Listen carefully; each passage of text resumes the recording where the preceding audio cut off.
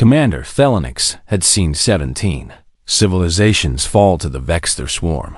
He watched each one follow the same pattern.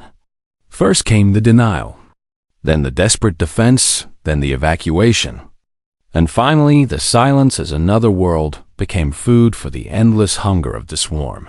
His duty was simple: observe, document, and retrieve any useful technology before the planet died. It was always the same, except Earth was different. His observation ship hung in high orbit, cloaked and hidden.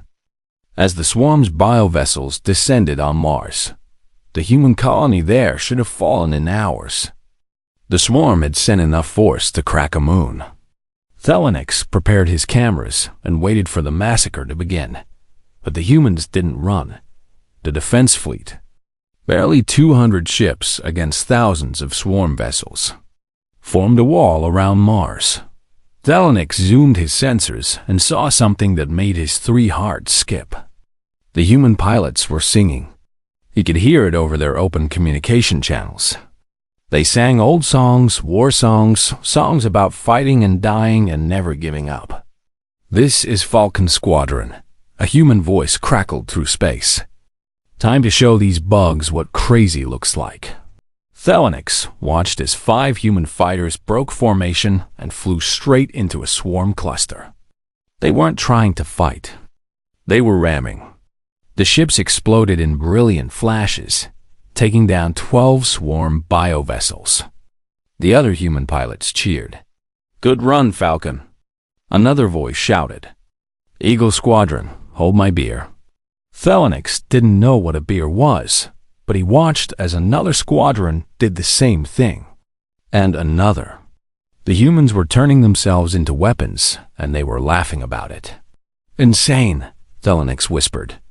His assistant, a young officer named Prill, looked at him with wide eyes. "Should we leave, Commander?" Prill asked. "This battle is already over." But Thelonix kept watching.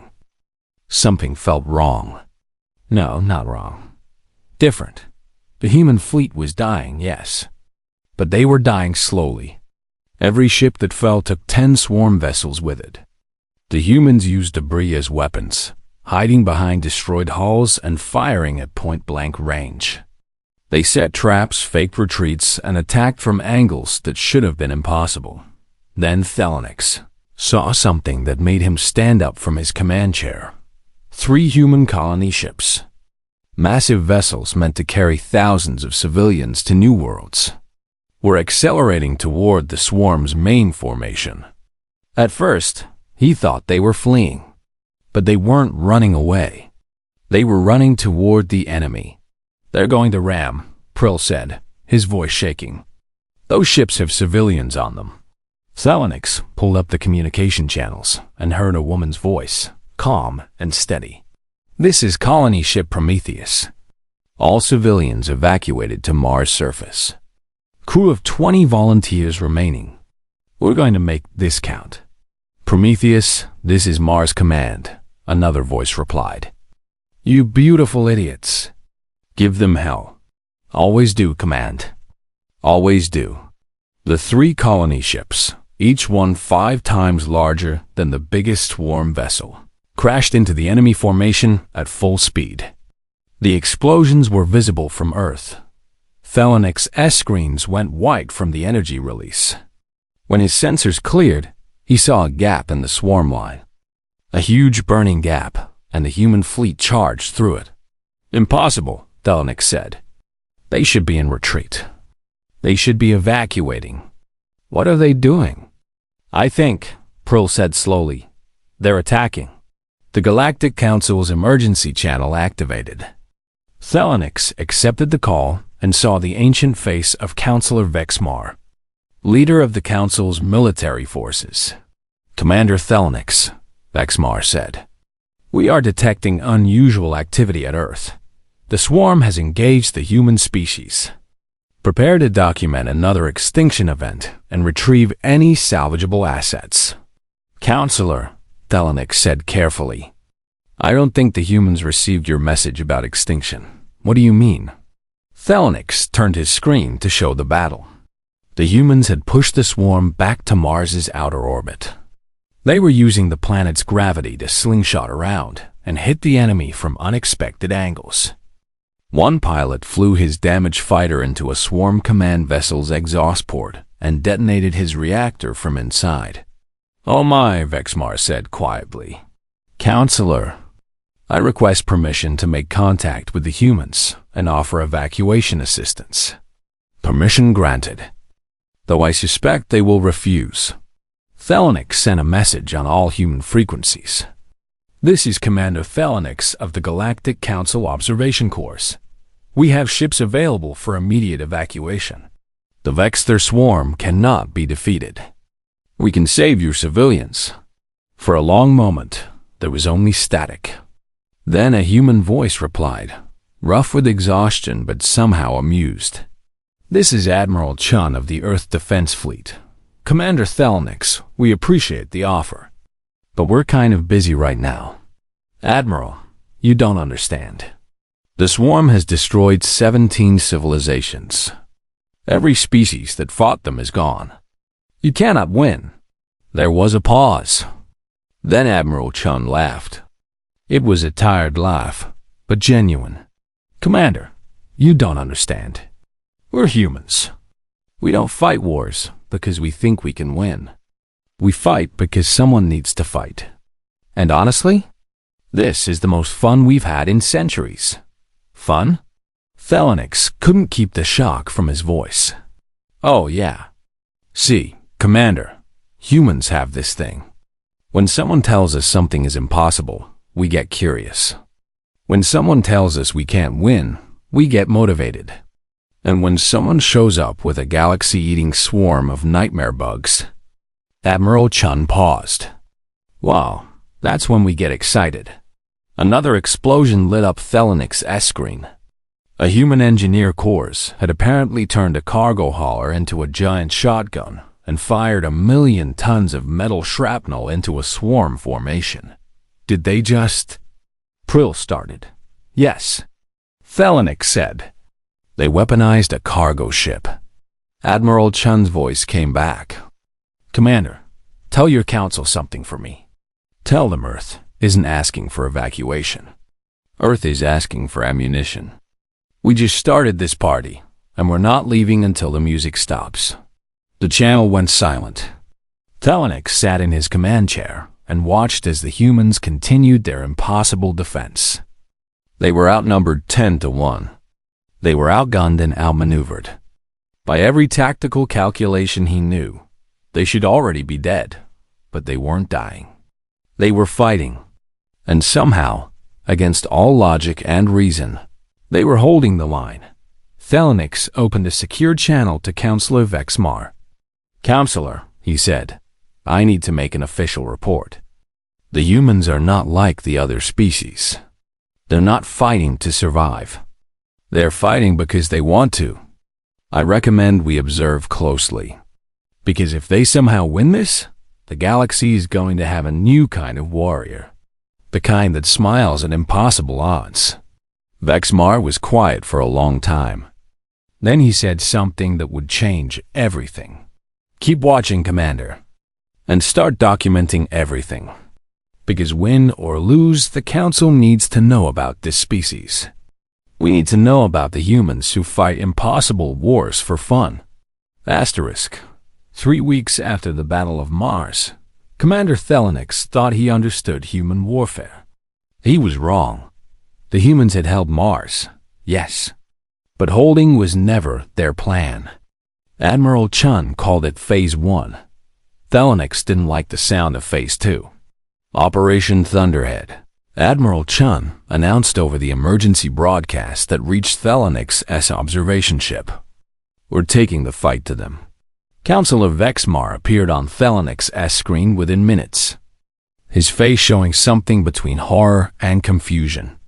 "Commander, did the humans just announce an offensive operation against the swarm?" "Yes, Counselor. That's suicide. The swarm's forward hive clusters are surrounded by millions of biovessels. Even our full council fleet wouldn't attempt such an attack." Thelonix pulled up the tactical display.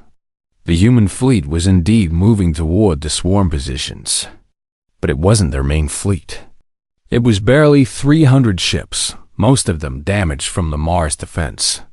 "Counselor," Thelonix said slowly, "I think they know it's suicide. I think that's why they're excited." He wasn't wrong. The human communication channels were full of chatter. Pilots were arguing about who got to fly the most dangerous missions. Marines were competing for positions on boarding teams. One group was actually taking bets on who would survive the longest inside a swarm bioship. "This is insane," Prill said, listening to the broadcasts. "They're treating it like a game." "Not a game," Thelonix corrected. "A challenge. There's a difference." The human fleet reached the outer edge of the swarm's hive cluster. Thelonix expected them to fire from long range and retreat. Instead, the ships accelerated. They dove into the swarm formation like divers into water. "They're boarding," Vexmar whispered. "They're actually boarding swarm vessels." Thelonix watched his screens in disbelief. Human Marines in bulky armor were cutting through swarm bioship hulls and flooding inside. The atmosphere inside those ships was toxic. The Council's best scientists said any oxygen-breathing species would die in minutes. The humans lasted hours. Thelonix patched into a helmet camera feed from a Marine named Rodriguez. The view was chaos. Dark corridors filled with acidic mist. Swarm warriors attacking from every direction. Rodriguez's team fought with rifles, then knives, then their bare hands when the weapons failed. Asterisk. Hydrogen sulfide levels critical, Rodriguez's suit announced. Oxygen reserve at 5%. Recommendation: immediate evacuation.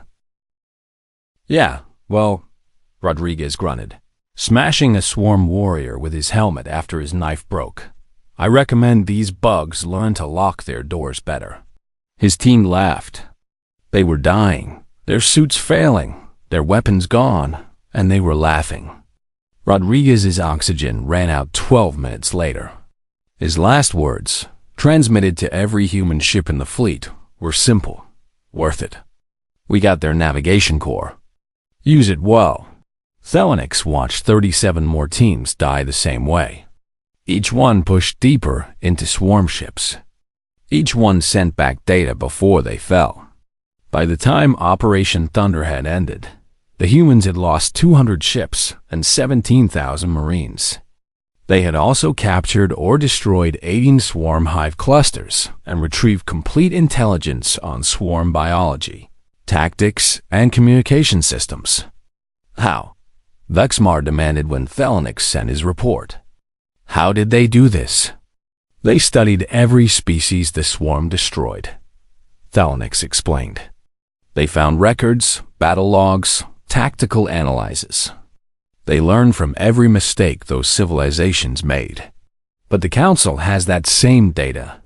We couldn't find a weakness. No, Counselor. We looked for weaknesses. The humans looked for opportunities. They didn't ask, how do we defend against the swarm? They asked, how do we make the swarm bleed? Thelonix pulled up a recording from Earth. It showed human engineers working in massive factories, 72 hours without sleep, designing new weapons based on swarm biology. One engineer was laughing as she welded together what looked like a harpoon gun crossed with a chemical sprayer. "Acid-resistant hulls are great," she said to the camera, "until someone fires acid right back at you. Let's see how these bugs like their own medicine." Another recording showed human pilots training in simulators. They were practicing maneuvers that would kill them if they failed. When one pilot crashed in the simulator, he immediately started again, grinning. "Try number 47, he announced. "This time I'll mail it." "These humans," Vexmar said quietly, "they don't fear death." "No," Thelonix corrected. "They fear it. But they fear failure more. They fear giving up. And most of all, they fear a universe where nobody tried." The broadcast from Earth showed something else too. Civilians weren't panicking. Children were making care packages for soldiers, drawing pictures of humans defeating the swarm. Elderly citizens were learning to manufacture ammunition in their homes. Artists were creating music and paintings that celebrated not victory, but defiance. One song became popular across every human settlement. Thelonix listened to it, trying to understand the appeal. The lyrics were simple. We die standing, never kneeling, fighting till our final breath, showing life its greatest meaning, dancing close with certain death. It's beautiful, Prill said softly, and terrifying. Thelonix had to agree. The humans didn't stop with Operation Thunderhead. They launched Thunderhead 2, then 3. Each operation pushed deeper into swarm territory. Each one cost thousands of human lives. And each one, impossibly, succeeded. By the 8th week of the war, something unprecedented happened. The swarm retreated from a system. Just a small retreat, barely noticeable. But it happened. Thelonix played the recording for the council. 17 civilizations had fought the swarm. None had ever made them retreat. How are they doing this? Another counselor demanded. What technology do they have that we don't? None, Thelonix said. Their ships are slower than ours. Their weapons less powerful. Their armor weaker. Then how? Thelonix showed them a clip from a human command center. Admiral Chun was planning the next operation with her staff. When someone pointed out that a particular strategy had only a 3% chance of success, Chun smiled. 3%? She said. That's 3% better than 0. I'll take those odds. Her staff cheered.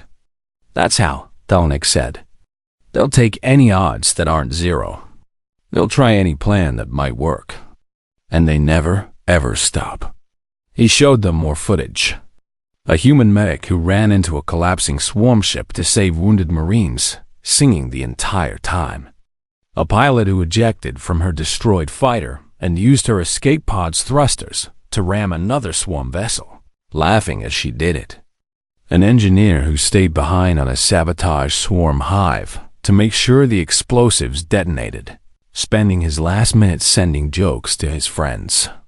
They're not just fighting, Vexmar said, watching a recording of human Marines charging a swarm position while singing a song about a last stand. They're making it meaningful. Every death, every sacrifice, they turn it into something bigger. Yes, Thelonix said. And that's what makes them dangerous. Not their weapons or their tactics. Their spirit. You can destroy human ships, kill human soldiers, crush human colonies.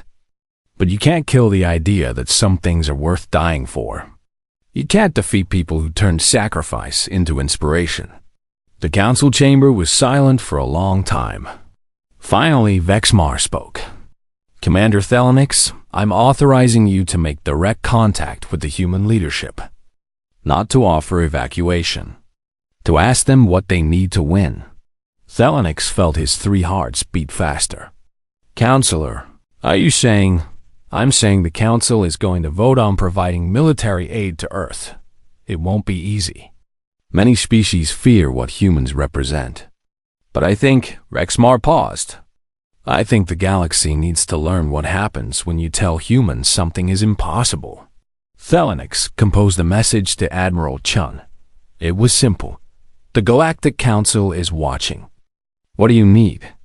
The reply came back within minutes. Everything you've got. And then we'll show you what humans can do with it. Thelonix closed his eyes and wondered what he had just helped unleash on the galaxy. The Galactic Council chambers had stood for 10,000 years.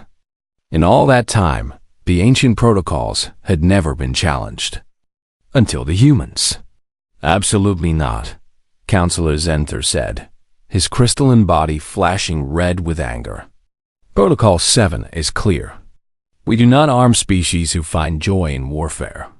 They don't find joy in warfare, Thelonix argued from his position in the witness stand. They find joy in challenges. in protecting others, in proving the impossible is possible. Semantics, another counselor spat. We've watched your recordings, Commander. These humans celebrate death. They sing as they die. They compete for the most dangerous missions. This is madness, is it? Vexmar asked from his seat at the council's head. Or is it courage we've forgotten? The chamber erupted in argument. 17 species, each one having fled from the swarm rather than fight. Each one now debating whether to help the one species that chose to stand. Thelonix had been testifying for 6 days. 6 days while humans fought alone. 6 days of watching the human casualty reports climb higher and higher. And 6 days of watching the humans refuse to quit. Show them recording 73, Vexmar ordered. Thelonix pulled up the file. It showed a human supply depot on Mars, 3 weeks after Operation Thunderhead began. An elderly human woman, easily past 80 years old, was teaching younger humans how to assemble ammunition. My grandson died in the first week, she said to someone off camera. My son died in the second. My granddaughter is flying fighters right now around Jupiter. She paused to load a magazine with steady hands. People ask me why I'm not crying, why I'm not demanding they come home. The camera zoomed in on her face. She was smiling, but tears ran down her cheeks. I am crying, she said. Every night I cry, but every morning I come here and make bullets. Because my family didn't die running away. They died fighting for every human who comes after them. And I'll be damned if I waste their sacrifice by giving up now. She held up the finished magazine. So here's one more. And tomorrow, I'll make 100 more. Until we win or until these old hands stop working. The council chamber was quiet. That woman, Vexmar said softly, has lost nearly everyone. And she makes ammunition while crying. Tell me, council members, when did we lose that kind of strength? It's not strength, Izenther insisted. It's obsession. These humans are dangerous. Today, they fight the swarm. Tomorrow, they might fight us. Thelonix had prepared for this argument. Show recording 128. The screen changed to show a human classroom on Earth. Children, no more than 10 years old, were learning about the swarm. One child raised her hand. Teacher, why don't the other aliens help us? The teacher, a tired-looking woman with gray in her hair, smiled gently. Because they're scared, honey. The swarm is very dangerous. They lost people they love, too. But we could help them, another child said. If we beat the swarm, they won't be scared anymore.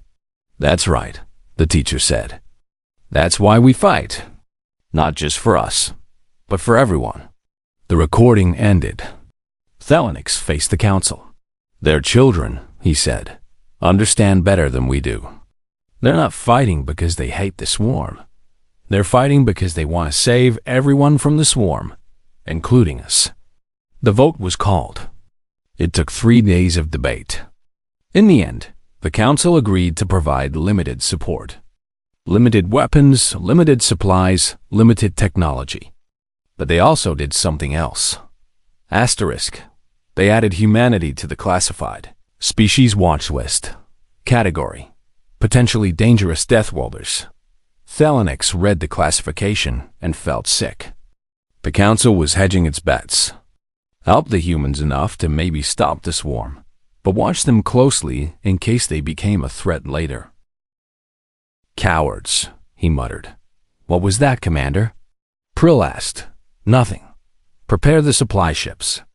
The humans will need everything we can give them. But the humans were already moving forward without waiting for council help. Thelonix watched from his observation post as something impossible happened. The humans cracked the swarm's communication patterns. How? Vexmar demanded when Thelonix reported it. We've had the galaxy's best scientists working on swarm communications for centuries. The patterns are too complex, too alien. The humans didn't use scientists, Galactic explained. They used gamers. Gamers? Humans who play strategy games. For fun. They play these games on the hardest difficulty settings because easy games bore them. Galactic pulled up the report. They taught their artificial intelligence to think. Like a human playing a game where losing means everyone dies. The AI found patterns we never looked for because we were thinking like scientists. The humans thought like players trying to beat an impossible level. The report was bizarre. The human AI had approached swarm communication like a puzzle in a game. It looked for exploits, shortcuts, and glitches. Things that shouldn't work but did. Within 3 weeks, it had mapped 80% of the swarm's command structure. Mathematically impossible, the Council's lead scientist declared. Tactically insane, added the military advisor. Typically human, Galactic said. The humans used their new intelligence to devastating effect. They identified swarm queen clusters, command nodes, and supply routes. They started hitting the swarm where it hurt. But more than that, they started broadcasting what they learned. Every species in the galaxy with a receiver got the data. The humans weren't keeping their breakthrough secret. They were sharing it. Why? Zenter demanded. Why give away their advantage? Admiral Chun answered that question in a broadcast to the entire galaxy. People of the Galactic Council, she said, her face showing the exhaustion of 12 weeks of constant war. Humanity has broken the swarm's code.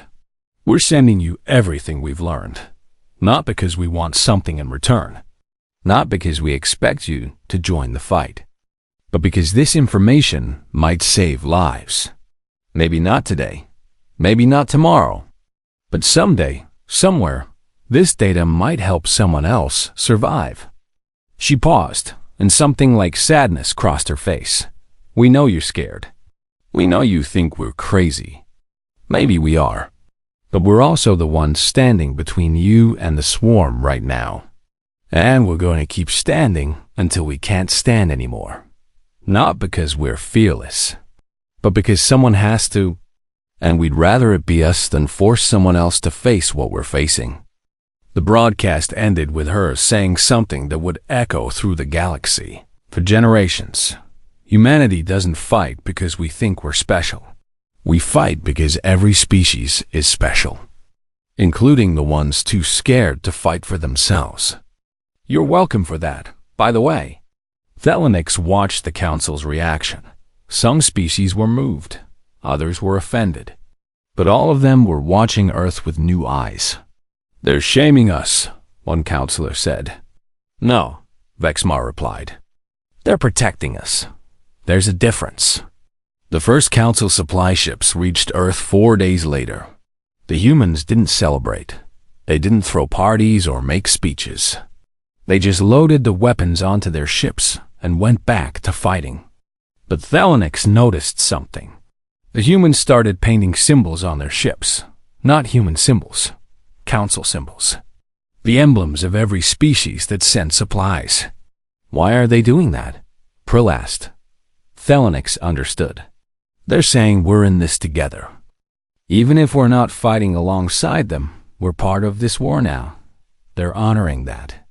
A human engineer explained it better in an interview that reached Galactic's ship.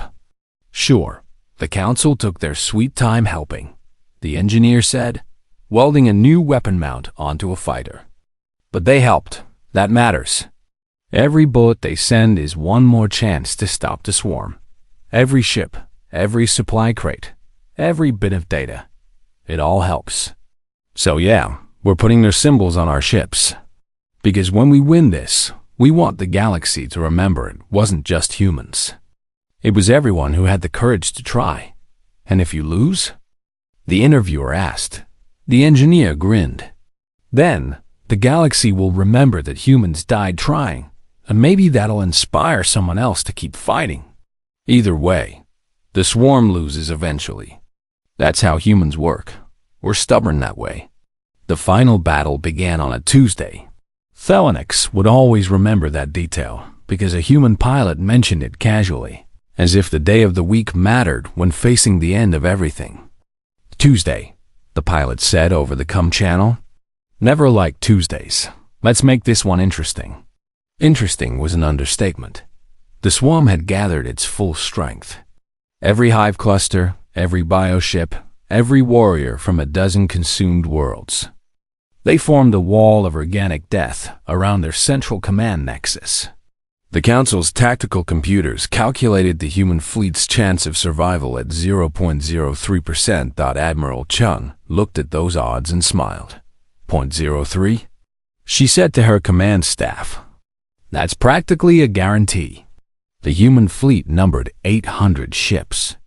The Council had sent another 200, crewed by volunteers from 7 different species who decided they were tired of running. Thelonix was aboard one of those ships against Vexmar's direct orders. I need to see this, Thelonix had told the counselor. Whatever happens, I need to witness it. Now, watching the swarm's massive formation through his viewport, Thelonix wondered if he'd made a terrible mistake. There were too many. Even with the Council ships, even with the new weapons and the broken swarm codes, there were just too many. All ships. Admiral Chun's voice came through every speaker.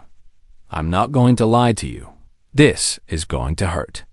Most of us won't see tomorrow, but those of us who don't, we're going to make sure the swarm remembers this day forever. She paused. Then, impossibly, she laughed. You know what the best part is? They think they've won. They think gathering all their forces in one place makes them unstoppable. They don't understand the first rule of fighting humans. Never, ever give us a target we can't resist. The human ships began their approach, but they weren't charging in their usual reckless style. They were moving carefully, almost cautiously. What are they doing? Prill asked from his station beside Thelonix. I don't know, Thelonix admitted. But knowing humans, it's either brilliant or insane. It was both. The human fleet let itself get surrounded. Completely surrounded.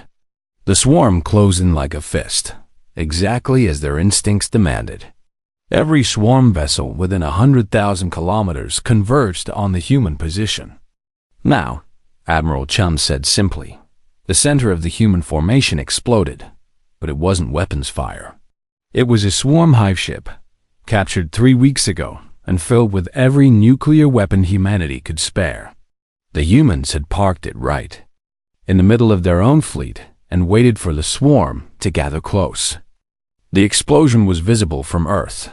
Thelonix says, ship rocked from the shockwave, even though it was at the edge of the battle space.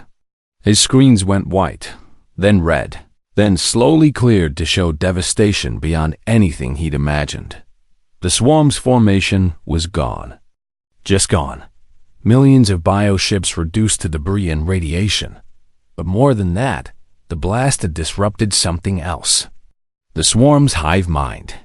For the first time since anyone had encountered them, the swarm wasn't moving as one organism.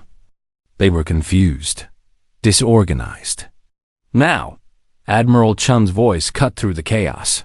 All ships, full attack. Hit them while they're blind. The human ships, somehow still intact in the eye of their own nuclear storm, charged forward. Not away from the swarm's remains. Into them. Deeper into swarm territory than any species had ever dared to go. They're targeting the queen clusters, Thelonix realized. They're going for the heart. The council ships followed. Thelonix found himself ordering his own ship too.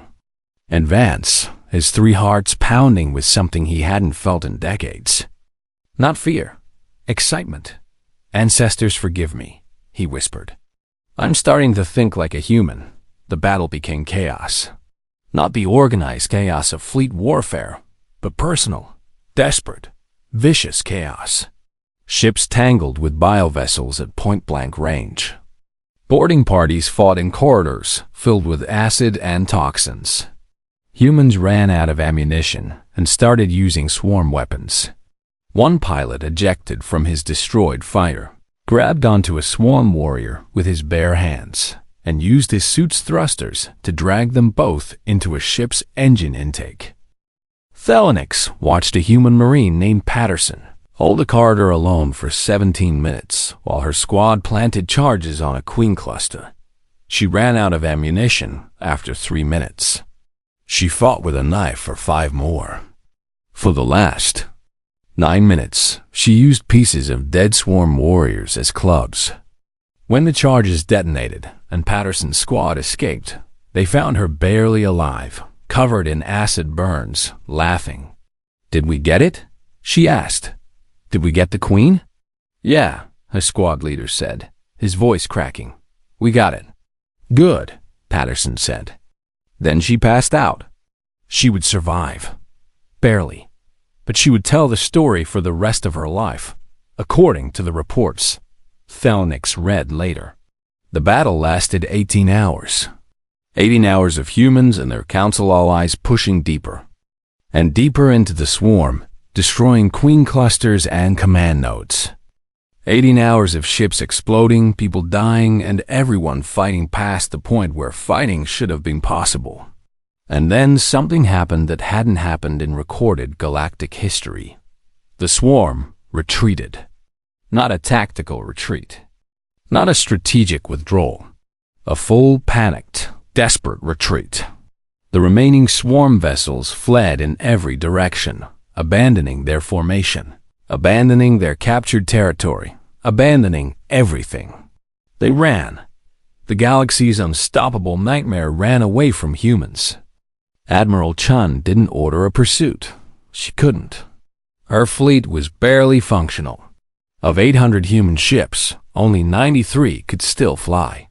Of the 200 council ships, 41 remained. The casualty reports would take weeks to compile. But they had one. Thelonix sat in his command chair, staring at his screens, unable to process what he'd witnessed.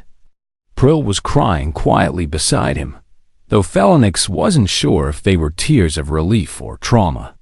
"Commander," Vexmar's voice came through, shaking with emotion. "Did I just see what I think I saw?" "Yes, Counselor." "The swarm retreated. They're broken. Not destroyed, but broken. They'll need decades to recover, if they ever do." "How? How did the humans do this?" Thelonix thought about everything he'd seen. The singing pilots, the laughing Marines, the elderly woman making bullets while crying, the children who wanted to save everyone, the engineer who welded council symbols onto human ships, the admiral who saw 0.03% and called it a guarantee. "They did it," Thelonix said slowly, "because they're absolutely insane, and because someone had to, and because they never, ever learned that some wars can't be won." The celebrations began 3 days later, after the wounded were treated and the dead were counted. Earth threw parties that lasted for weeks, but they weren't the solemn victory celebrations the Council expected. Thelonix watched broadcasts of humans drinking, dancing, singing, and telling stories. Not stories of glory, but stories of stupid decisions that somehow worked. Of plans that should have failed, but didn't. Of the times they almost died, but laughed instead. One veteran pilot was interviewed at a party, drunk and happy, surrounded by friends. "What was the scariest moment?" the reporter asked. The pilot thought for a moment, then grinned. "When we realized we might actually win. Because then we had to figure out what to do with all the adrenaline we'd been saving for a glorious last stand." Everyone around him laughed. That, Thelonix realized, was the difference. Other species fought to survive. Humans fought to live. And living, to them, meant finding joy even in the darkest moments. It meant turning terror into excitement, sacrifice into meaning, and impossible odds into challenges worth taking. Thelonix filed his final report to the Council. It was short. The humans defeated the swarm not through superior technology or greater numbers, but through something we had forgotten. They fought because they wanted to, because they believed it mattered, and because they refused to let fear decide their choices. They turned warfare into something we had never seen, an expression of hope. He paused, then added one more line. Recommendation: never, ever antagonize humanity. But more importantly, never forget what they taught us. That sometimes the bravest thing you can do is smile at impossible odds and say, let's give it a try. The Council officially upgraded humanity's status from aid recipients to protected status essential species. But privately, in classified files that only the highest counselors could access, they added a new note.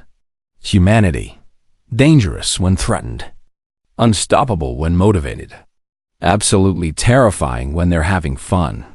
Under no circumstances should any species attempt hostile action against Earth or human colonies. Not because we fear their weapons or their ships, but because we fear what they'll do with duct tape, creativity, and a complete disregard for the word impossible. Thelonix returned to Earth one last time before his assignment ended. He met with Admiral Chung in person at a small cafe in Beijing. She looked tired but happy, wearing a simple civilian outfit instead of her uniform. "Commander," she said, shaking his hand. "Thanks for coming." "Thank you, Admiral, for showing us what courage looks like," she laughed. "Courage? Commander, we were terrified the entire time, but you fought anyway." "Well, yeah. Being scared is fine. Letting fear win is not."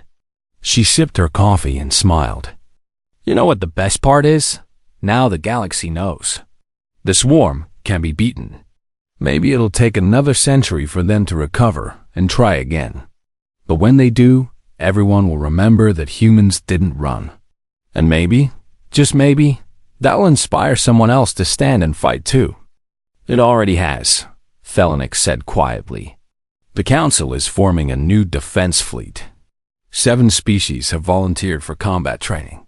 From humans." "Good," Chun said. "We'll teach them everything we know, including the most important lesson." "Which is?" She grinned, and in that grin, Thelonix saw the same mad courage that had defeated an ancient evil. "The lesson is simple, Commander. When someone tells you something is impossible, you smile, say, 'Watch this,' and prove them wrong. Because the only truly impossible thing is a universe where nobody tries." Thelonix left Earth that day with a new understanding. Humanity hadn't just defeated the swarm. They defeated something worse: the galaxy's resignation to fear. And they had done it by turning impossible wars into adventures worth fighting.